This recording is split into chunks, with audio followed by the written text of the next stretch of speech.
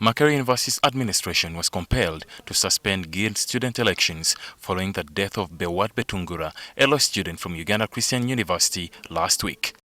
Betungura was caught up in the fight that resulted as students affiliated to the opposition parties FDC and NOP clashed. However, this is not the first time that students of different political persuasions have clashed at Makerere. NRM Women's League Chair Lydia Wanyoto, who was then a student, recalls an incident in 1990 when the police violently intervened to stop a political rally at Makerere's Freedom Square. The rally was a precursor to the year's Guild elections, and the main issue was a protest against government's decision to cut student allowances due to World Bank conditions for Structural Adjustment Program. When the smoke cleared, two students, Tom Okema and Tom Onyango, were dead. Let the universities come out with a unified policy because, for example, they have networks. There are many students who come from MUBS or who come from Mukono University, Christian University. Now we'll go to Makerere to campaign for others. Or they would even drive to Mbarara to campaign for a student in Mbarara University of Science and Technology. So the rules, guidelines and procedures for these universities should be the same. Despite this low point, electoral activities have been agitated but not violent, which begs the question as to why current Guild campaigns and elections are now a do-or-die affair. External forces, external players engineer that heightened tension between the different contestants on campuses.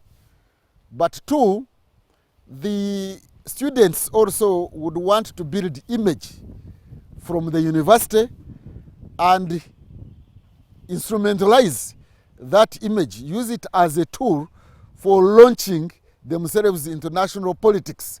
So you find that for many of them, it's always first the whole superiority that comes in, that people want to show that for us as Loombox, we've had two consecutive Guild presidents, that us as Mitchellex, we've not had a Guild president. Afrostone, it's been 10 years. So in the biggest picture of it all, it always comes down to the whole superiority and wanting to show that our whole actually is the best and we've had all these Guild presidents. Current Guild presidents say that just as in national politics, a lot is at stake, hence they need to fight their way to assuming a position of student leadership. I've had so many people come out to me and ask me, so Shamim, what's next? What are you going to become? What do you look up to? And I believe that as university, it's a good place for us to learn. And I believe that when someone gets out of university politics and they went into national politics, they are ready and they have been trained fully to take up the mantle, but then also to represent the people that they stand for.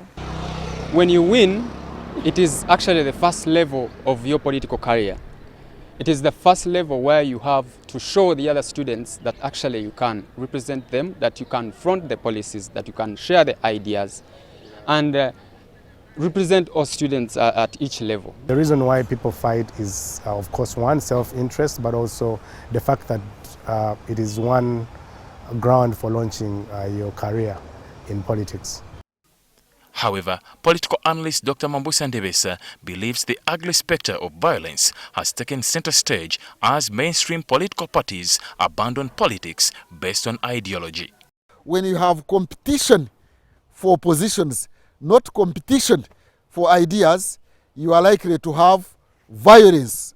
Because if you were struggling for or competing for ideas, competing for values, then you would be taking time to listen to each other, to listen to the ideas for each of the candidates. But if the issue is not about ideas, so there is no time for listening, you actually go for shouting each other down, and in the process, you become violent. Because politics is based on ideology. The policies, what kind of policies are we going to put in place to help the people? How are we going to get to power? These are the things that happen when you're doing politics. It's not just about color. I know people talk about color and this, but politics is beyond color. And what are the solutions to violence in university politics?